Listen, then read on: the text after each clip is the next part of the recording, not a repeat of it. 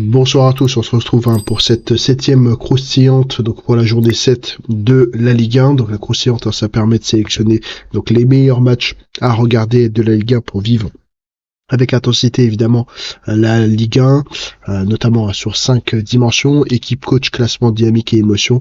D'autres documents sont plus spécifiques à la fois sur des statistiques de club, des statistiques de la Ligue 1, pour permettre évidemment de choisir, de prendre les meilleures décisions, notamment pour avoir des probabilités sur un certain nombre de matchs. Donc déjà, on a le retour de la sélection donc de la journée donc 6.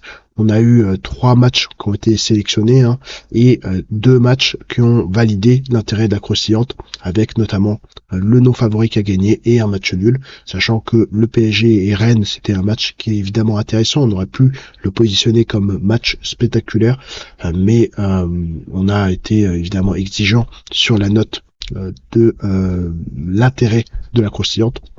On le voit ici, 3 matchs côté sélectionné, 2 matchs qui ont validé l'intérêt de la croustillante, donc ça réalise un écart de 1.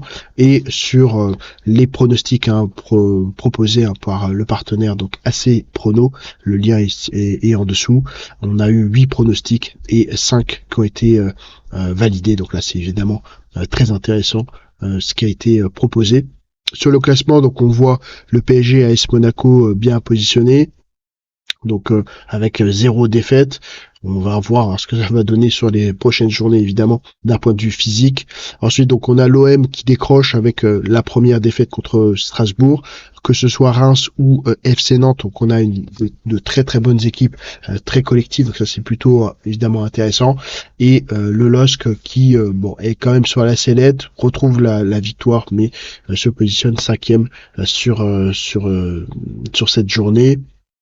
Pareil pour Rennes, et l'OGC Nice en est en dessous, évidemment, des objectifs qui sont fixés. Pour Rennes, évidemment, il y a une dimension à prendre en considération qui est celle du vestiaire.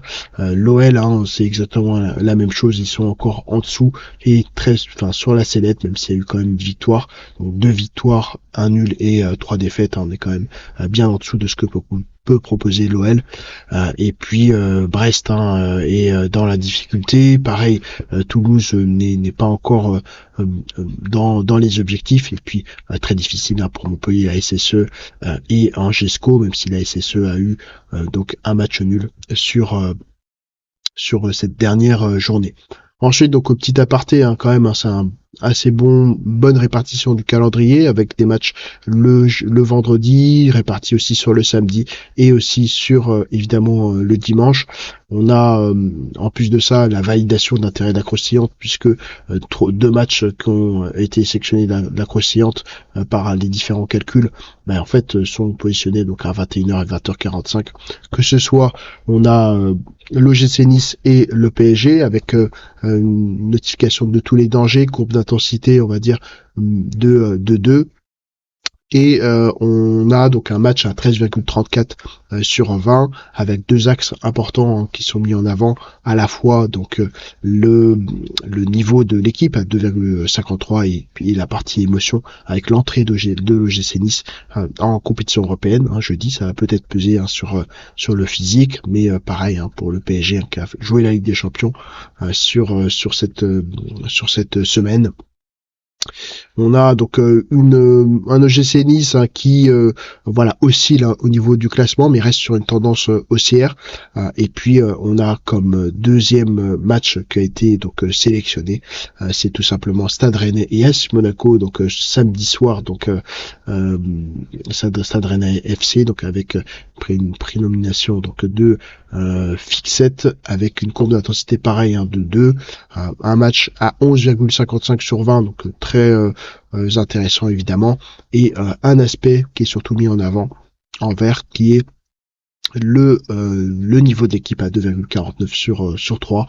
Donc ça c'est évidemment très intéressant. On n'est pas sur la même courbe au niveau notamment du classement, puisqu'il y a quand même un décrochage, une tendance baissière de Rennes cette année, avec la 10e place, mais on est quand même entre la 10e et la 2e place, on reste quand même à proximité Donc ça c'est plutôt évidemment intéressant.